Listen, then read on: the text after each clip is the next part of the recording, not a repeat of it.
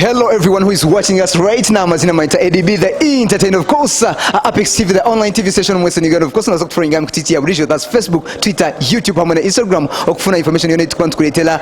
Yes sir, echigamana Apex TV UG. Right now tujaye nyine a video shoot ya umwana bakwita Elvis, of course. Nsa kuma tukuletela buchimwe cyono kuje kutambula. Yes, video yajikozise nkahi, aitire mushinzi ngahi, ebyo byona nsa kuma tukuletela nyiri Apex TV. Of course, nabahaba jikwasire na buchimwe chona. Na tugambira na story behind that. Ya keshongoroke, of course, nyini Apex TV, the online TV station in Western Uganda. Woine buchimwe cyono cyo kwenda kutugambira, woine video shoot, woine interview yona, woine bukamukona ko kwenda kugambanitwe. Wow, of course, covering information yona eri kubane kwata abaslebu nyona kugambira ADB the entertainer, of course, nyendo ho okuletera byona Apex TV, the online TV station in Western Uganda. Yes, of course, amazina maita ADB the entertainer right now. Yes, naza kutwara video shooting kwereka abana batari bomwana bomwe, of course abariomba kora video ji na mushinguzo, of course, njya kumani mukusia mpola maita ADB the entertainer right now. Nafuna video director. Yes, yuna shooting alina shooting Elvis, of course, nyini Apex TV na kwachira mnyano wanje. Yo, how are you? I'm cool. Right now damse bariomba tureba right now Apex TV. Hey everyone, director Titus Egon Films. Right now mwamuryahe nyine video shoot ya Elvis yice shongorochi. Yes. Ni story ne herumu echibe ku expectinga. Neche shongo cha Elvis coin. Akeshongoro niko tumshootinga jesha. Okay. Story ya mutaya beraine ayino muishiwe. Okay. Akamudedicate nja akeshongoro. Akeshongoro kana kazanu club. Okay. Now we are in a club setup. That's what we are doing right now. Okay. What should we expect? To expecting it to go at easy. It's massive. Director Titus Egon Films is massive. Always. Promise us something. Yeah, it's a great project. We're just trying to put it together. It is a great project. Oh, wow. Yeah, it's a great projects ni nyingi munonga.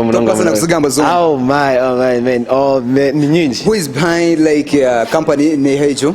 This is Egon Films. Okay. To CEO Brother Wilson. Okay. I'm director Titus. Okay. To Bernard na tukora chimwa set up a scene. Chimwe massive. Thank you so much, director TZ, of course. Ngoga ya natugambira ati juntu enjere, of course, niza kuletera beshongo umweshongozi atugambire WhatsApp yachiteka muzinga hina buchimwe chona na kwachira munywano wanje Elvis. How are you? Yes, I'm good. Tugambire right now barimba kureba Apex TV. To expecting echi baramusi no kubona musya. Turumuntu kore kintu chamana hana Ergon Studio. Okay. Yeah, ndio mweshongozo wa Ergon Studio.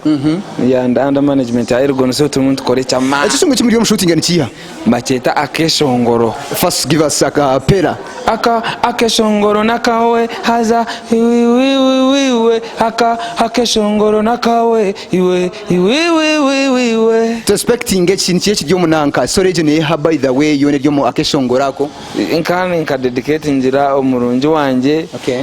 Nondijo nawasaka kozesa akadedicate njira omurungi we. Okay. It's ka danceable, you can dance it anywhere. Niko kirishyo. Wateke mukazinga ino kira mukureye kwawo. Like how much? Nkuko nagambira the under management. Okay. Ati company ne yatekam. Okay. Wow, thank you so much. Aha ukubana kena keshongora ka of course naje kufuna after nakubona kifuna mikutunge yana neha. Echo ndiza kutigara kama after tija kuija Apex TV tubashoborera kuba twine kufuna main channels ahibara chifunde konka nishiza kubakiro platforms zawe nyine YouTube channel. Okay. Konkani tuzakubanza tukite haya Bronson first, then birakora toni kubagambira.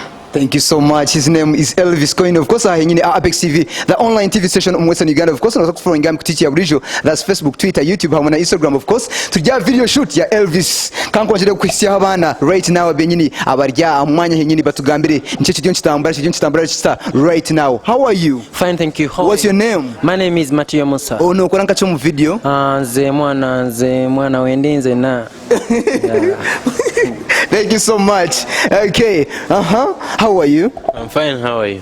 No, kora nkacho mu video? Nyoni nza gukora ngomuntu arabe ariko mubara kare tukuze no mubara. Wow. What's your name? Mshemeza Edison. Okay. Ndijo no ho nyine ho. Let me see this girl. How are you? I'm good. How are you? What's your name? My name is Joan. Joan, okwana okora nkacho mu video? I'll be a dancer. Dancer. Yeah. Bantu hemu turebe kachi. Bantu hemu kachi tuba just what is your sample? Hey.